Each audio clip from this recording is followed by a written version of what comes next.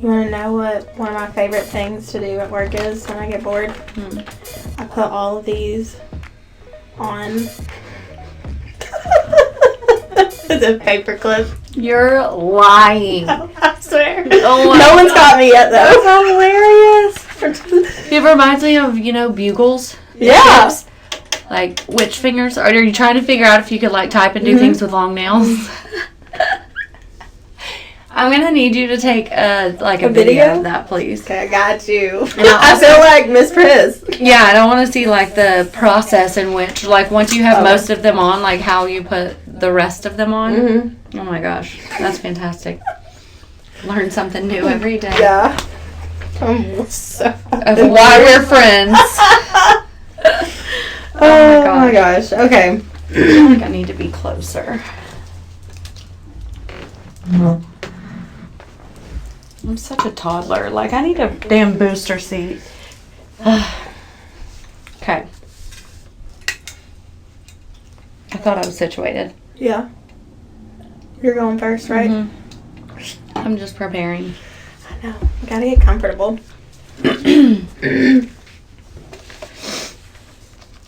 All right. Here goes nothing. Here goes nada. So this case is Holly Williams and William Bill Lanway. The day before the coronavirus pandemic hit on March 12th, 2020, a couple was found on the side of the road in an apparent car crash. When the police arrived at 497 Hickory Boulevard, they found the bodies of Holly Williams and Bill Lanway. A call for a car crash quickly turned into a double murder when police discovered both people had multiple gunshot wounds. The bodies were found in the floorboard of the car. Bill, his body was in the front, and Holly's body was in the back. And we want to know who wanted this Nashville couple dead. Wild. This is wild. To think about the day before the pandemic. Mm-hmm. You know? That's crazy. That is crazy. Do you remember what you were doing the day before the pandemic? Yeah, I was actually in New York City. Oh, well, that's not... I had flown there for work, and I was flying from New York to Washington, D.C. for PCOS Advocacy Day on Capitol Hill. Mm-hmm. And then I was going to fly from D.C. to Memphis for my kids' state wrestling tournament. And ended up not... literally leaving New York and flying straight home because I didn't want to get stuck in D.C. I didn't want to get stuck in New York or D.C. And turns out that the tournament was canceled. So, yeah. I specifically remember what I was doing because it was going to be a gnarly week for me. Yeah. I was working in radio and we still went to work. We were essential workers. Essentially, I guess. I don't know. I didn't really feel like it compared to nurses and grocery. It just didn't feel. But yeah, essential because you give news and stuff, though. I didn't feel very essential, but essential to the essential workers. Retweet. I like that. Absolutely. Yep. All right. Welcome to the Expired Podcast. Thanks so much for listening. Follow us on all of our social media. Of course, that will be linked below. And make sure you follow, share, review us. Tell us what we're doing right and wrong. And let's get into it. You ready? Here we go. Let's dive deep. I feel like that should be a dive deep, a sweep into what we're doing next. Yep. Holly Williams was beautiful. She was so pretty. Very, very pretty. Oh my gosh, she was so pretty. She was the life of the party. A lot of people described her as a Marilyn Monroe. All the guys would she was beautiful. Line up to light her cigarettes. Mm-hmm. Things like that.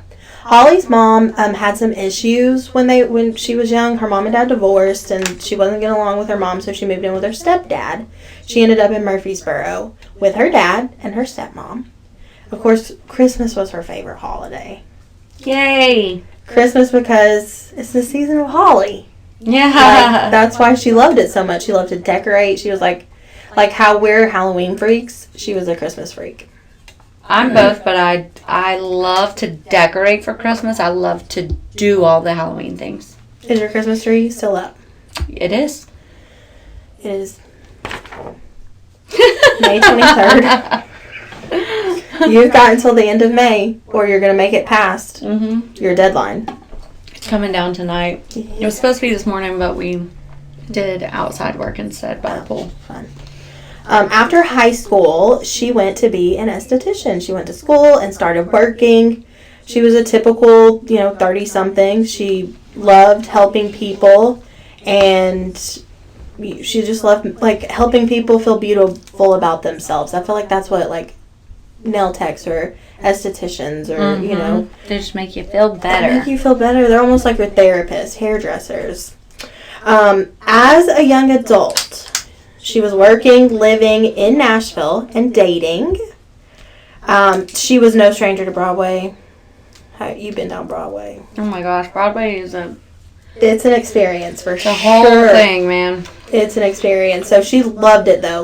Loved to go out, loved to hang out with her friends, and loved to go out on the town. Broadway is also where she met Bill. Oh, Bill.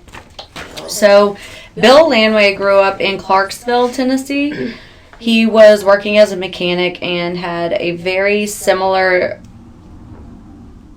personality to Holly. So, social and liked to, go out and walk up and down Broadway, which is crazy to me that people enjoy that because it's fun, but once. Yeah, or for a weekend. Yeah. But that's it's so much effort. There's so much going on. There's so many people. So much traffic. You gotta think, though, they're normal people living in a big city like that. Maybe that is the place to be. I wouldn't want... I'm introverted, though. We both are, aren't we? Aren't you introverted? Very much so. Yeah, we wouldn't. We wouldn't last much longer than a weekend on Broadway. No. So... He loved going out as well and enjoying, everything that Nashville has to offer. Holly and Bill seemed like a match made in heaven, and they started dating, and eventually they moved in together. Their friends say that they were a really fun couple who joked around with each other. They loved the nightlife and genuinely loved each other. Holly was living her dream as an esthetician. She loved her white terrier pup Max, and she shared an apartment in downtown Nashville with Bill. So life was going really good until it wasn't going great.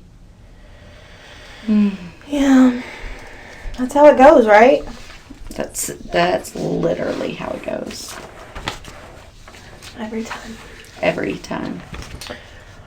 Well, Bill had some red flags. Let's get into Bill a little bit. When he was a child, listen to this. This is crazy to me. When he was a child, his father, Lyle, held Bill, his mother, and a babysitter hostage for hours over a marital dispute. Mom and dad get in a fight and it's just hostage situation. Lyle, the dad, then stabbed his wife, killing her on Thanksgiving Day. And he witnessed this. This is what shapes people. Yep. Trauma. Not healing from that trauma. Lanway was raised then by his aunt and uncle. So after that happened, he moved in with his aunt and uncle. So Bill Lanway has a daughter with a woman before he meets Holly. And unfortunately, this daughter passed away due to cancer. That's so sad. I can't imagine. No. That will destroy you. Yeah. Destroy you. Following the death of their child, he had a personality change. Yeah. He kind of snapped a little bit. And the relationship between his child's mother and him kind of ended. He resorted to heavy drinking, and that's kind of where he met Holly. He met Holly in 2018. according to the documentary that I will shout out at the end, Holly and Bill's relationship was kind of tumultuous. Don't even try me. Don't even try. It's been that kind of day. Yeah. Tumultuous. Toxic. And yes, toxic. And there were some domestic disputes. So, according to a 2019 police report, Bill punched Holly and broke her windshield. Holly decided not to press charges, though. She decided, I'm not going to press charges, and refused any kind of police assistance. I wonder if people heard them. Because if she didn't call. Possibly. Yeah. Later in January of 2020, Holly was fed up. I'm getting a restraining order. I'm done with Bill. After an incident where she accuses him of covering her mouth, causing her to hyperventilate. Like, things are escalating. Mm-hmm. Rapidly, seems like. Yeah. Okay, trigger warning, because this involves a dog. So, just saying. Holly also accused Bill of taking her dog, Max, her beloved dog. Mm-mm. Several days later, Holly found Max dead on the side of the road near their apartment. And she told her friends, like, I knew Bill did it. I knew Bill somehow got in. He's broken in before. Listen, you mess with my dog, any animal, I don't care if I have a hamster. You mess with my animals. Mm-hmm. It's going down for real. Listen. Mm-hmm. Nope. So after this incident with Max, R.I.P. Max, Holly obviously is like scared out of her mind. Mm-hmm. So she gets security cameras installed in their what used to be apartment. He doesn't live there anymore. She kicked him out.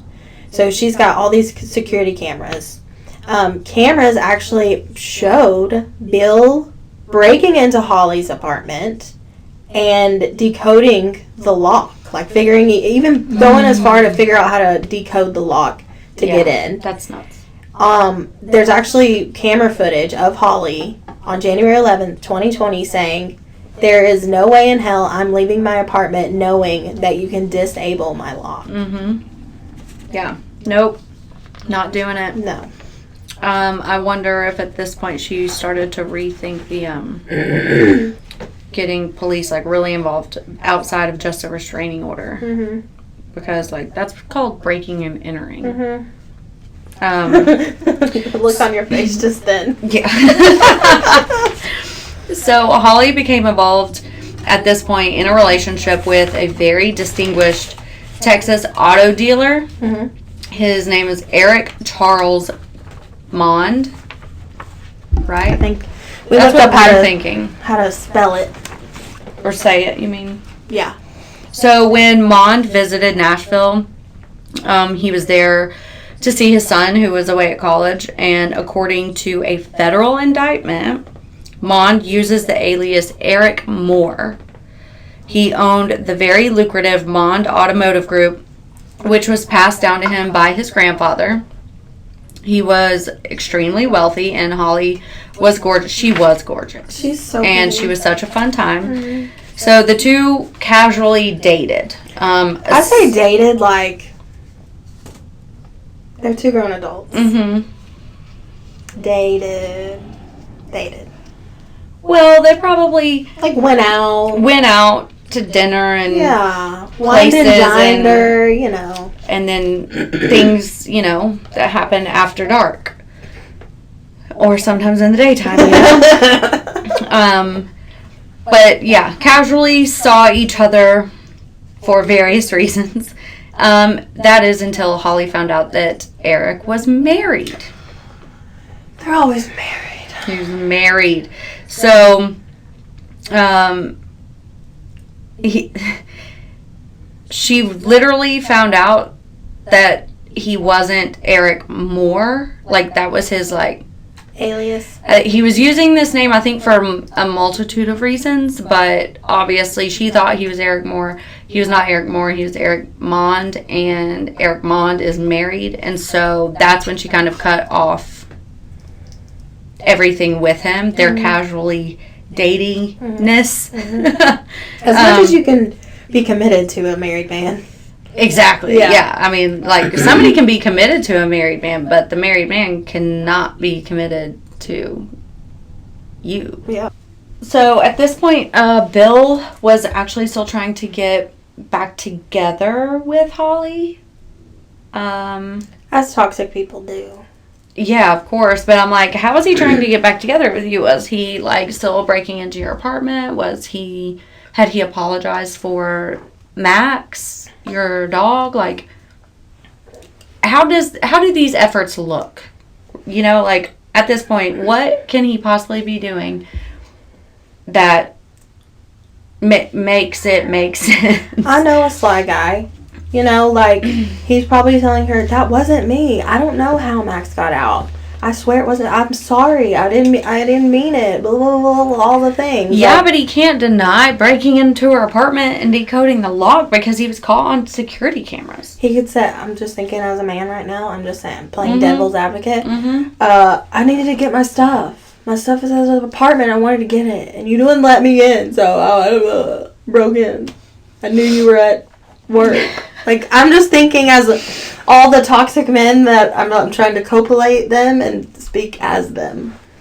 Because I met some toxics. No, me too. And, you know, even coming out of your mouth still sounds like bullshit. I know. Some people can read it and some people can't, though. Oh, man. You gotta keep that in mind. All right. So, what happens next? What happens next? And forgive me, because I'm going to butcher some of the names in this. Yeah, these are tough names. They're tough. Yeah. Once Bill found out, like, about the ex, or the Eric guy. The fling. The casually dating guy. Married man. Once he found out about that, he gets the bright idea. To, okay, let's look him up. Okay. He's married. Okay. Has a shitload of money. A shit ton of money. The automotive group is named after him. Like, so he I just lost my train of thought. Blackmailed. Yeah. He's like, hey man, send me money or I'm gonna expose you. So, yeah, blackmail. He obviously demanded money, and so that he wouldn't uncover this affair. Fearful for his reputation, obviously. He's like, well, I'm not just going to pay this guy off because he's just going to keep coming back. You never pay the guy off. You never do it. So Eric decided, let me just hire a consultant, like a security consultant. His name, drum roll please. Galad. Peld. Peled. Galad. Read it for yourselves in the description box below. Please let us know. Yeah, it's just crazy. So he hires this consultant for security. Together with two others, Mr. Brian Brockway and Adam Carey, the men decide they gotta kill this couple in order from keeping them from exposing all of his secrets. So by Eric Mond hired a security consultant, and then them and two other guys. Basically, what he did was he hired someone to then hire someone to kill these people. Yes. So it was a kill for hire. It was not a security consultant. Right. It was a hitman. Pretty much. Yeah, pretty much. Oh my god. So by March, Bill had weaseled his way back in a little bit with Holly. On March 12th, Holly's security camera captures the last known video photos of Bill Lanway and Holly Williams leaving her apartment and getting into Bill's car.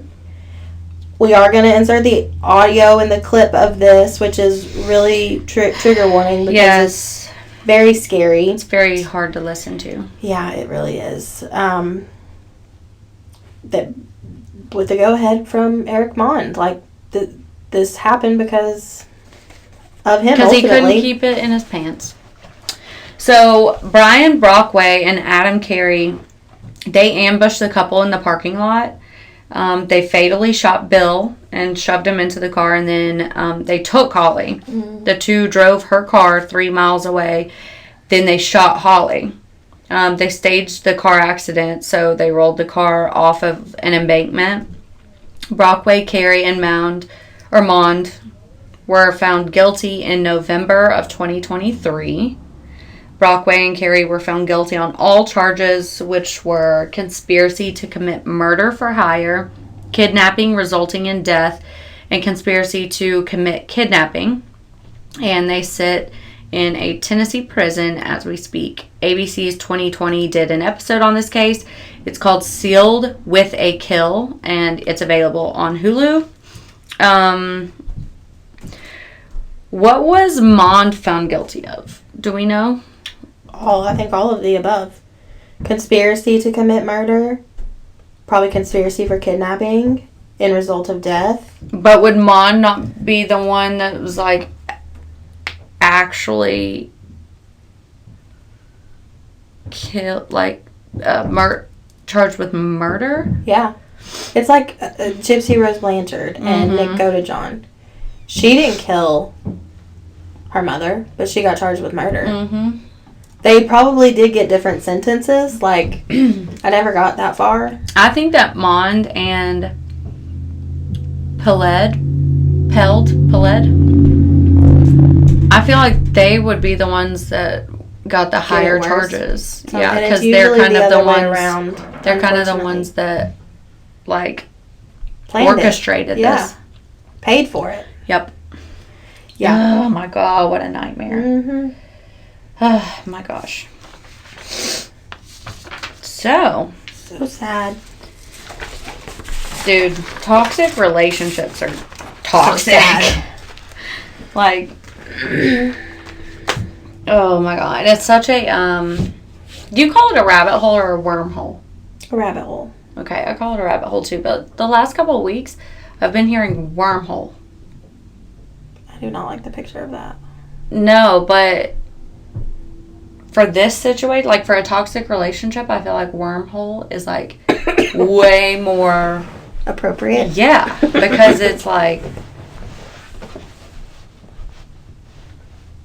bleh. Yeah. You know?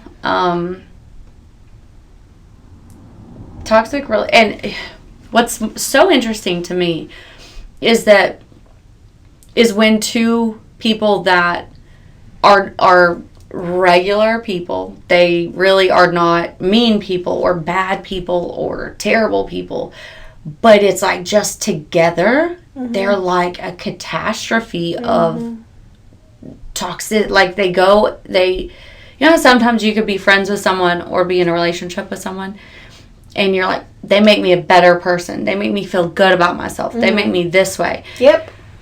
And you do the same for them. And sometimes it's one does one thing and maybe the other person feels like they get pulled down or pulled, like they're heavy, you know, and it's weight. That's normal too. And it's to me, those are things that are like just a part of life. But isn't it crazy how like two normal, decent, good human beings get together and it's like they both just turn. And it's like, I wonder what that is. Like, I wonder how that happens or why that happens. You know? Personalities, I guess, you know? And your traumas, and if you've taken care of your traumas or not. I kind of always have seen it from my experience. Like, the most toxic relationships that I've ever had were the relationships with the most out of this world feelings and passion. Like the most like a bad feeling? No, good. Like the most like it's like extreme highs and extreme lows? Yeah, but it always starts with like the extreme high. That's almost like takes you to oblivion where you're like, oh my God, I've never felt this way before, blah, blah, blah. Like, it makes you stupid. Yeah, it starts there, and then, like, those, to me, are, in my experience, are the ones that are like, oh, this is not good. Yeah. Like, this is terrible. What has happened? What is going on? is when both people are just so almost like in awe, like just living on another planet, and the feelings are just crazy, like elevated beyond type of thing. So maybe that's what it is. But I'll be honest, I've also been in a couple of relationships that I'm like, they weren't decent people. Like, they just weren't, they weren't good. There's a reason why people don't mesh. Yeah. You just gotta know when to let go. That's a fact. And if you are struggling with domestic violence, of course, there's a hotline, 800-799-7233, or you can text 88788. So super easy to remember, 88788, if you need help. I want to know your experience. Oh, brush over. I was trying to brush over. I know. Just kidding. Yeah, I feel like I have been. Can you hear it? Can you hear it, people? Did you hear it? Cars. I've been in a relationship where, like, domestic violence was involved. And it is what you're describing. It's like, oh my gosh, this is the best thing ever. This is the greatest thing ever. And then it flips. It's like a switch. Yeah. This is funny. I'm like a cat at a window. ADHD. Oh my gosh. That's funny because what I'm about to say is so dark. I'm so glad you made that joke. But he punched me in the face one time in the car. Brandy was in the front seat. Where were you? In the back seat. Oh, hell no. Yeah. Luckily we had just stopped and we just like pulled up to where we were stopping, and I just got out and left. It was crazy. But fun fact, I punched him in the face eventually. I got him back. Good. I would have done it immediately then. Yeah. I was just in shock. I'd never been punched in the face before, let alone by a man. How many times have you been punched in the face? Just never. Once? Just one time? I've never been punched in the face. Like that one time, though? Yeah. It hasn't, like, you've never been punched outside since then? No. I'm so non-confrontational. What am I? And I don't have siblings or. Like, oh yeah, I'm not a confrontational person, but I am a. You get one fucking shot to not put your hands on me or to get out of my face, or we're fighting. Period. I'm just like. End of story. I'm not gonna fight with someone. I just don't like. I don't know. I find it so. Like, I would never put my hands on somebody. And I would also never get in someone's space and not expect to get my ass kicked. Yeah. You know what I mean? So it's like, someone doing that to me, I'm like, you're asking for it. Yeah. Like, I need that mentality, probably. Like, you know better than to do this. Because I would never do that. Yeah, I would never insert myself in someone's space, put my hands on somebody, ever. But if you have to, you have to. Right. And I feel that. So that's my thing, is like, I would never do that without, if I did it, I know what's going to happen or what I think should happen or whatever. And I still wouldn't do it because I'm not trying to fight people. Who wants to do that? So I just like, hell no. Nobody is going to walk around anywhere thinking that they're going to put their hands on me. Like, oh man, no, I'm just like mad for you. Like, I can picture the car. I wish I was in the car with you. Because I would have punched him in the face, God. While you were getting out. Yeah. I kind of want to call him out one day. But I'll keep that under wraps. How long ago was that? He was my senior prom date. So were y'all like dating? Oh, okay. He was older than me. That's usually how it goes, too. When you're young, I feel like it's usually the older ones. Yeah, I had a boyfriend in high school it was so toxic. It was so bad. Did something physical to me at school. And I was a freshman. He was a junior. And my brother was a senior. And one of my friends, like, picked me up off the ground, and like her mom was a teacher. Mm-hmm. And she was like, come on, we're going to my mom's room, just like get away from him. And my brother was calling me. He's like, where are you? Come on, because it was right after school, like after a pep rally. Yeah. And I'm like, I'm coming. So we go down to the parking lot from her mom's room. I'm getting in the car, and he's like, what's wrong with you? And I was like, my brother. He's like, what's wrong? I'm like, nothing. He's like, what's wrong with you? And I was like, nothing. And my friend's like, bleep, punched her and shoved her to the ground. And he was like, where is he? And I was like, don't worry about it. Just go home. Let's just go home. He's like, where does he park? I'm like, let's just go home. And my friend's like, his parking spot. Yes, queen. And we drove over there. My brother drove this like big lifted Jeep Cherokee. It was like 8-inch lift. Like it was huge. We fly through the parking lot. And at this point, like everybody is like following the Jeep. And I'm like, oh my God, this is going to be so bad. And the whole time I'm thinking, oh my God, he's going to kill him. And then he's not going to get to go wrestle in college because he had just been offered a scholarship. I'm like, this is so bad. And he didn't put his hands on him at all. He literally slammed the car. He pulled up right behind his car, my ex-boyfriend's car. Because we weren't dating at this point. I had broken up with him. He gets out and he's like, comes around the car and tells bleep to come to the other side of the car. Opens my door. And he says, get on your knees and tell her you're sorry. And he did. He did it. And it was like in front of the whole school. I was like, oh my God, this is so embarrassing. I would never get on my knees for someone. And he literally did it. If you're scared shitless, you will do. I'd rather get my ass kicked than get on my knees for somebody. I would definitely get on my knees. Oh, hell no. I don't want to get hurt. And then he literally slammed the door, and then they walked around the front. Matt got in the car, and we left. And I was like, what'd you say to him when y'all were walking around the car? He said, what? Because the SRO officer had come down there. Mm-hmm. And he said, I told him, if I ever see you talk to my sister or touch my sister again, I'll fucking kill you. And I was like, oh, God. This is so bad. And then he said, you're gonna... and then he, like, told him, you're gonna go over to her. That was after. Oh. He said that, like, when Matt was walking back around to get in the driver's side to pull off, mm-hmm. He said it then because I saw him, like, whispering something because Bleep was walking in front of him.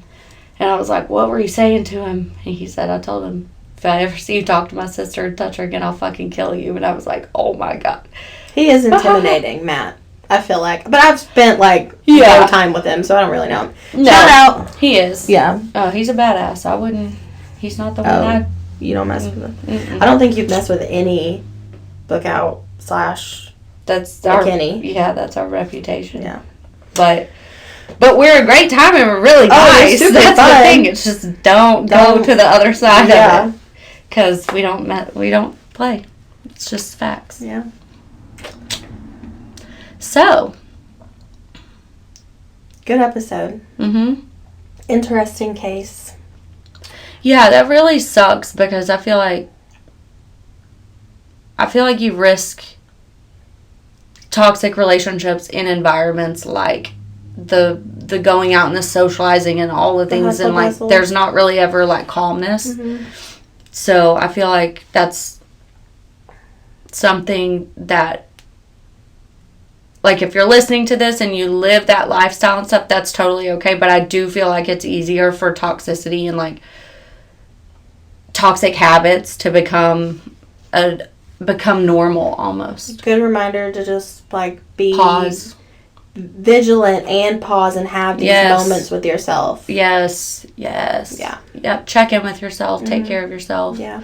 Do you want to give the hotline one more time? Yeah. 800-799-7233. Or you can text if you don't want to call 88788. And it is all confidential. Mm-hmm. But please do use that resource if you ever feel any type of way or you're dealing with domestic violence and abuse in your relationships, home life, anything. There is help out there. Absolutely. Oh, look at that. All right, new episodes every Monday. Follow us on all of our social medias. It's linked below. Like, follow, share, rate, review, do all the things. Yep, please let us know how we're doing. Yeah. If you want to see a case or hear us cover a case, please send it to us. We love doing cases that you guys are interested in. Mm-hmm. And in your review, if you could, please, again, let us know how we're doing, if there's something we could fix or change or something that needs to be better. But if you're going to be an asshole, please be a funny one. And keep your pistol in your pants. I love that. If Eric Mormond kept his pistol in his pants, he wouldn't be in jail right now. And people maybe wouldn't have lost their lives. Yep. So, yeah, keep your pistol in your pants. And please take care of each other and yourself. This is the Expired Podcast. Bye.